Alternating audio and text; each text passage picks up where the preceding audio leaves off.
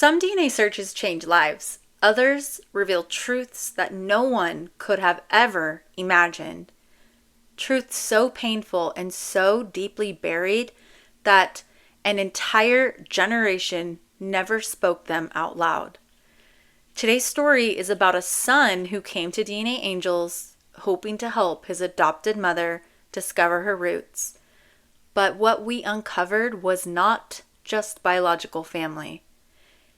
It was a secret carried by a 12-year-old child who became a mother before she ever had the chance to grow up herself. This is a story of patience, persistence, and the heartbreaking reality of what DNA can reveal.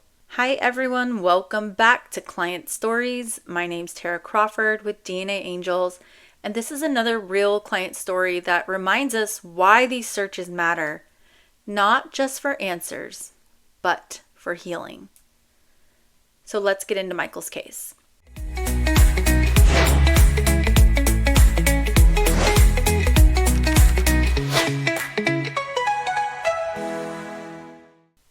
Michael first reached out to DNAngels on behalf of his mother. She had been adopted, and like so many adoptees, she grew up with no information about her biological parents. Not a name, not a location, not even a rumor to start with. So Michael's mother agreed to let us use her DNA, but I communicated directly with Michael throughout the case.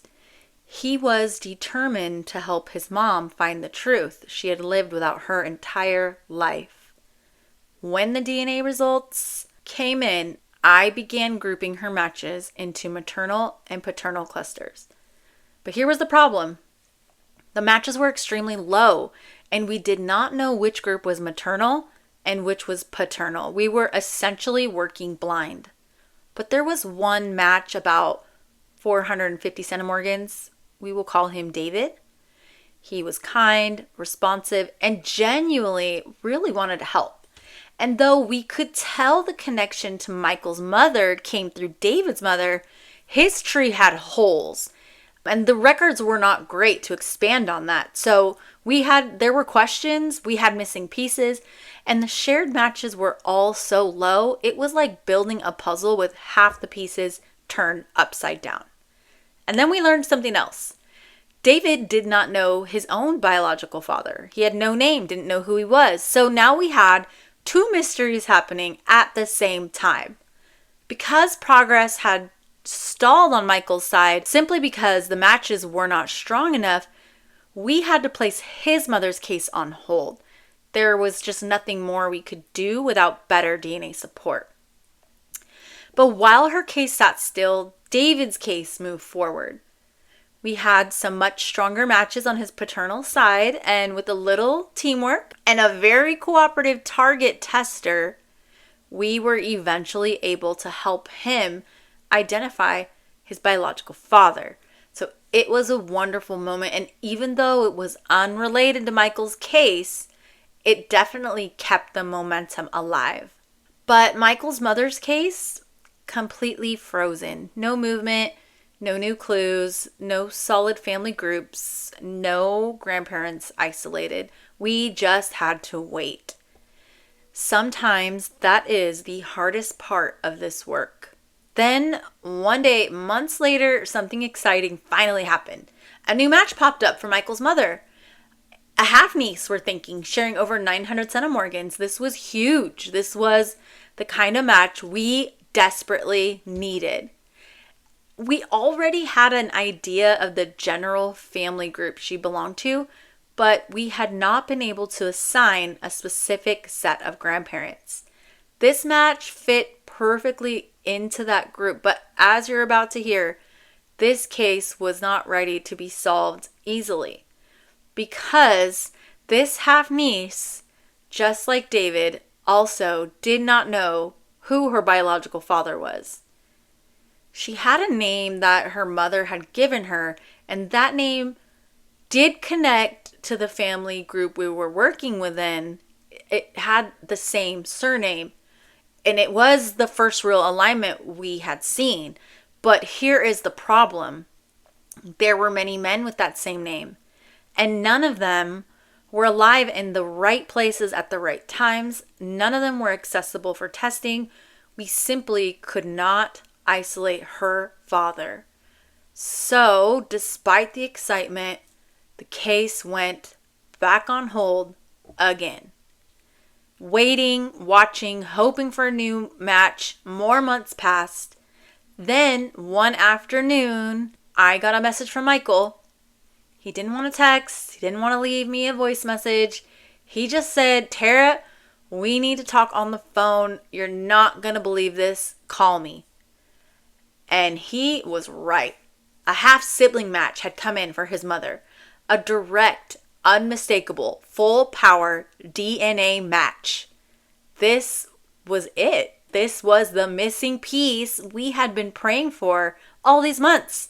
This was the moment the entire case cracked open. With this match, we were finally able to identify Michael's mother's biological mother, a woman whose story would leave us all speechless. The half-sibling match shared devastating information. Information she herself had only recently learned, and only because her mother had passed away a few years earlier. The biological mother we had identified, Michael's grandmother, had become pregnant at 11 years old, and she gave birth at 12. This is having a child. Someone had taken advantage of her. Someone had stolen her childhood, and she carried that trauma silently for the rest of her life. This half-sibling, the daughter she raised later in life, had no idea. Her mother never told her siblings, never told friends or extended family. The only person she ever confided in was her husband, whom she had also met when they were both just 12 years old. They married a little bit later in life and built a family together, and he kept her secret. He honored her silence. He protected her scars the only way he knew how, by carrying them with her. And when she passed away, he was the one who finally told their children what she had endured. He shared the truth she never could. That revelation is what led their daughter, the half-sibling match, to take an ancestry DNA test. She hoped she might find the child her mother had been forced to give up. And she did.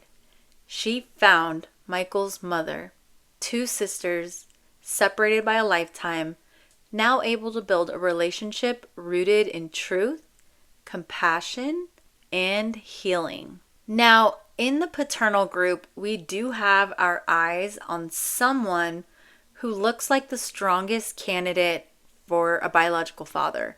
But without the right DNA alignment and without additional testers, we cannot confirm it. If it is who we suspect, this man would have been significantly older at the time, an adult, someone who understood right from wrong, someone who should have never been anywhere near a child. This part of the story remains unfinished, but we continue to hold space for whatever answers may appear in the future. Michael's mother waited her entire life for answers, and when they finally came, they revealed both a family and a tragedy that had remained hidden for decades. This case was not solvable when it began, but DNA is a way of bringing truth forward on its own timeline. Sometimes slowly, sometimes painfully, but always with purpose. And while this journey uncovered a heartbreaking truth, it also reunited sisters, restored history, and allowed a family to finally understand the burden their mother carried in silence. To Michael, his mother, and their newly connected family, thank you for allowing us to tell your story.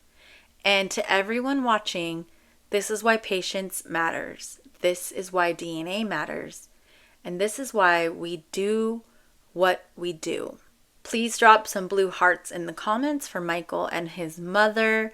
they definitely will see it. And if you're on YouTube, please remember to swipe and hype this video. If you are in your own DNA situation and you're hoping to solve your own personal mystery, you can reach out to us at DNAngels.org. We never charge to find a birth parent.